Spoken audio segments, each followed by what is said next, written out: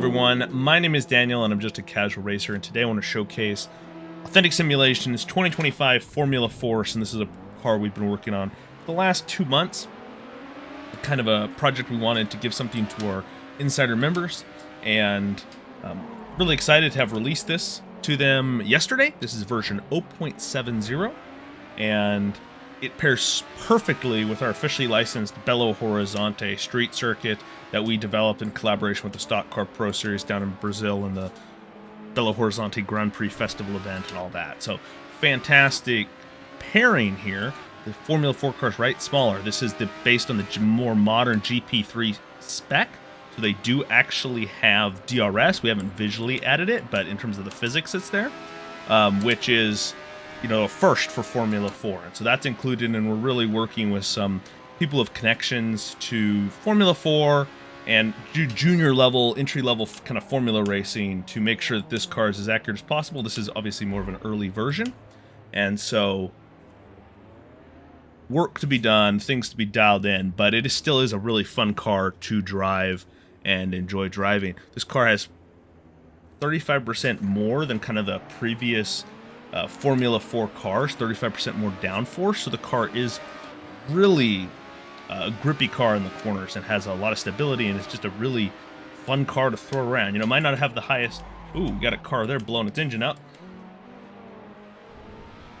Need to lower the brake bias to 51. I tend to do a little better at that and not lock up the brakes as much. Alrighty here. So we're up into 13th, a little ways back. A car moving on our inside. Feel okay about the AI. There's still a few situations where I think I could get them to drive a little bit better, but they drive okay. Pretty good racing. That was too deep.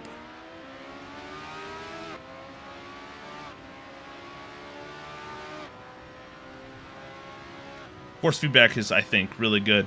This car overall, right, has a top speed of around, and we're going to kind of get close to it, about 145 miles an hour, and then when you activate DRS and are long enough straightaway, you can get up to about 155 miles per hour. So really kind of a decent combination. Not, you know, some of the really big kind of Formula 1 circuits, this car can feel kind of slow, a little bit small, especially if they're not super twisty. But, man, we got an opportunity there. The car is going slow. But more so than that, this car excels on tight street circuits like this, like at Monaco, for example. It's a fantastic car to race there. Tracks maybe where you need a high downforce car and also a smaller car to get good wheel-to-wheel racing. I think this would allow for some online racing in your league and things like that at tracks that maybe you wouldn't normally dare visit in a league setting and race online, you know, just because the margins are too slim, right?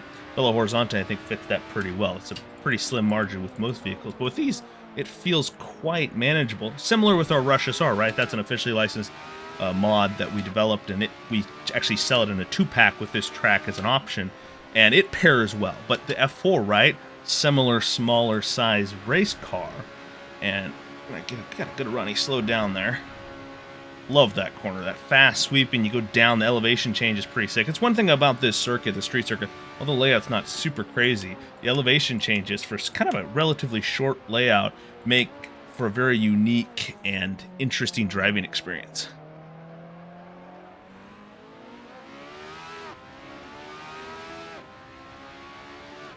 Alrighty. Flying along here. We got paint schemes, a bunch of different paint schemes on this car. I think they look really good. All real sponsors on the car, partners or sponsors of ours. So that is exciting to showcase them on these cars with some really cool liveries, I think. Down here, shifting to second. Can take a lot of these corners kind of in second gear, these 90-degree corners. Except for the final corner, you kind of wreck. I think it's best to take it in first gear. Final drive options, you do have final drive options, so could have gone maybe a little bit taller on the final drive to give more acceleration.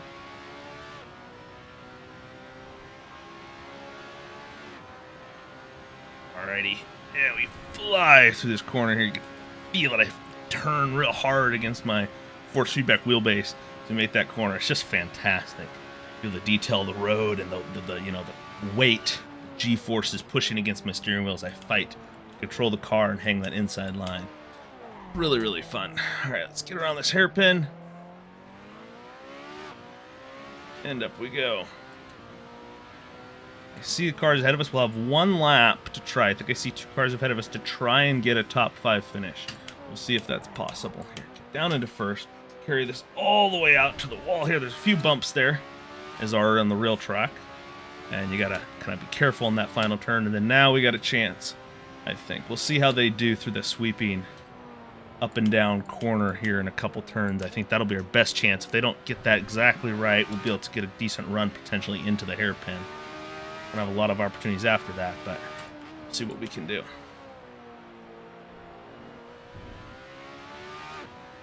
There we go. Yeah, really just enjoying this car. Gonna enjoy putting more time into it. Probably got several hundred more hours to work on the physics and things like that. You know, there's a few minor visual things, like we need to add the visual opening and closing of the DRS. That'll be something that my team works on.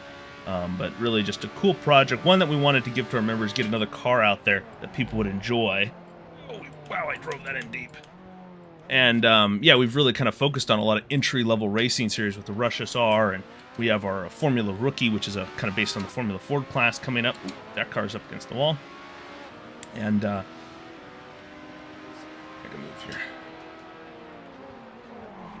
Ooh, I locked the wheels.